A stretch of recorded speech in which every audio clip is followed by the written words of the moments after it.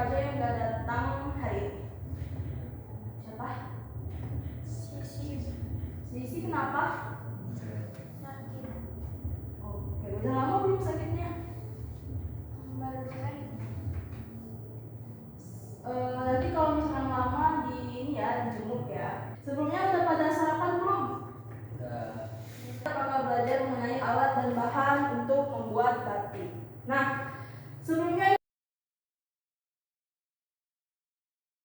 Ibu mau dibagi dulu jadi 2 kelompok untuk mengerjakan yang namanya pretest. Jadi sebelum belajar untuk kegiatan hari ini, Ibu mau lihat dulu nih kalau udah paham sampai mana.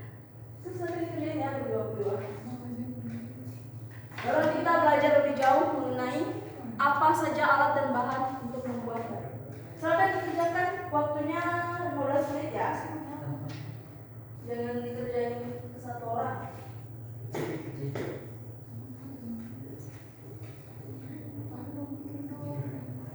Itu penasaran sebelumnya kalian udah belajar belum mengenai alat dan bahan? Pasti bisa kok. Kan menurut ibu sangat pintar-pintar. Oke, waktunya udah habis, boleh dikumpulin ke ibu. Kertasnya dong. Agak pintar ya. Sudah belum? Bentar Bu, dikit lagi. Apa itu?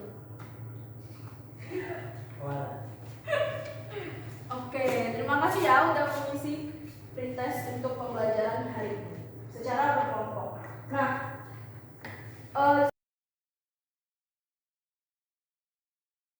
ini langsung menjelaskan aja. Hari itu kita bakal belajar mengenai alat dan bahan untuk membuat batik. Sebelumnya tuh ada yang tahu nggak alat dan bahannya tuh apa saja? Kain. Di sini bisa dilihat tujuan pembelajaran kita untuk hari ini tuh.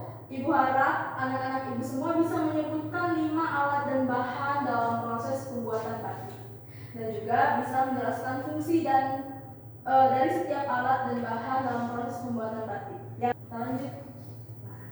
Di sini bisa nanti ibu lihat ya, ada alat dan bahan untuk membuat batik. Yang pertama ada canting, yaitu menuliskan pola batik dengan cairan malam. Terus ada malam, yaitu untuk menutupi bagian kain tertentu agar tidak terkena pewarna batik, dan ada kain sebagai media untuk membuat pola batik.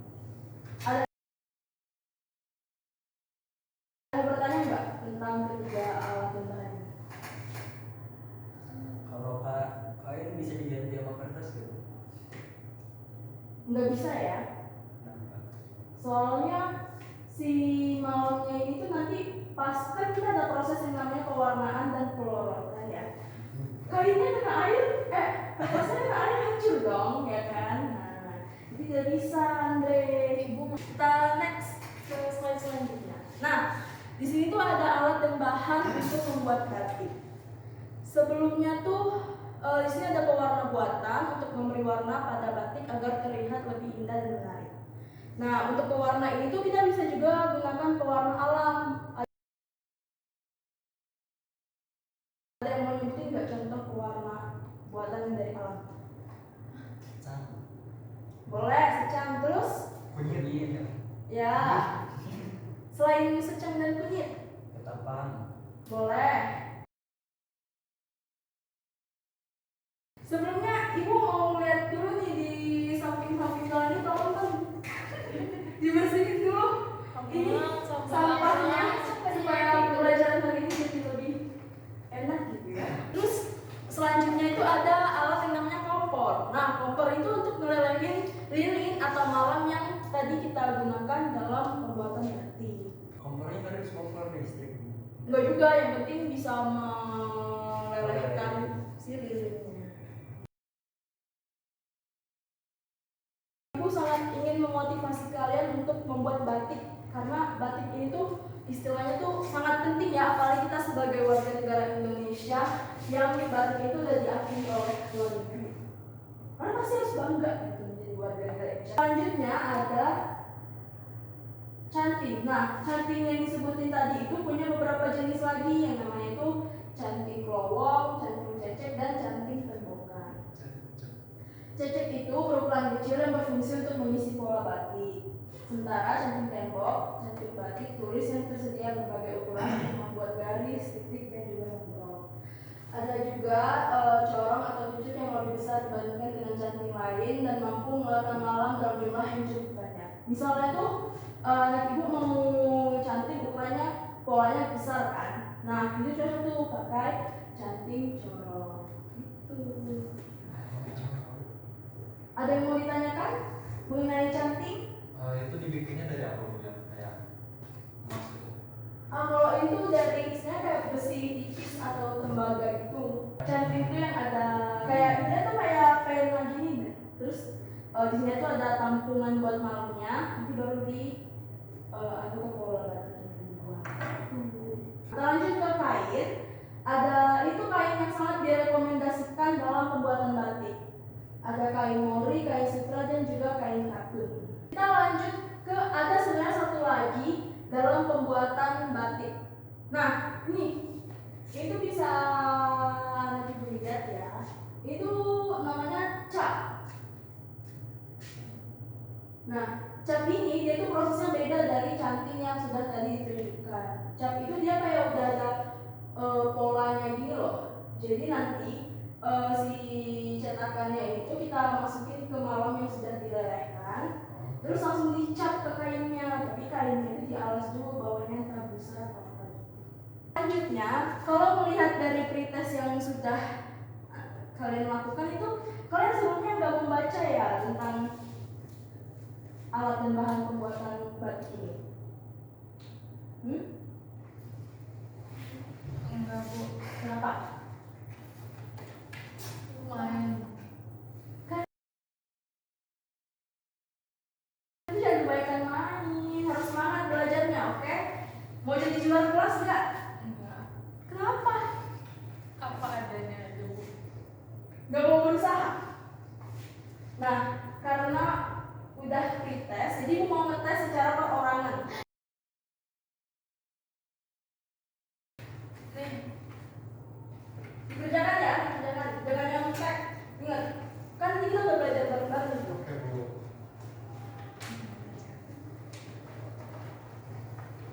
Yang nanti nilainya paling tinggi bisa ke meja ibu di majelis guru untuk ngambil hadiah.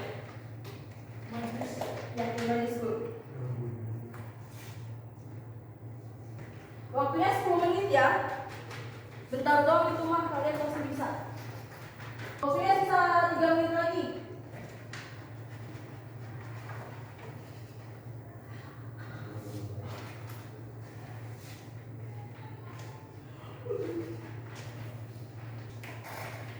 Andre mana tugasnya? Ini bentar lagi, satu lagi. Oke, semangat ya teman-teman semua.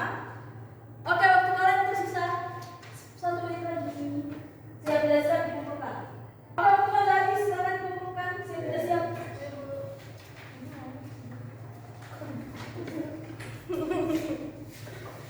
Oke. Baik, sebelum menilai, ibu mau satu orang untuk menyimpulkan apa saja yang sudah kita pelajari hari ini. Amal. Amal ibu, anak mas Evi, coba Evi. Jadi kita hari ini belajar mengenai alat dan bahan. Alatnya itu ada 3, canting, mahal, sama kain. Ya, terus Bahannya ada Hmm? 2. Ya, Kompor. Ya. Warna. Jangan lupa. Warna. Oke, bagus banget. Terus siapa yang menyebutin fungsi dari setiap alat yang sudah disebutin Evi? Coba Diva. Canting Bu, canting itu. Itu ada di situ untuk menuliskan. Jangan nyetek. Ya jadi kalau batik Setahu tuh- sepengetahuan kamu ya aja. kalau setahu aku tuh tadi canting itu gunanya buat lampu malam yang nantinya bakal dipakai Serius. buat Ya. gambar kain. Terus kalau malam itu sejenis lilin yang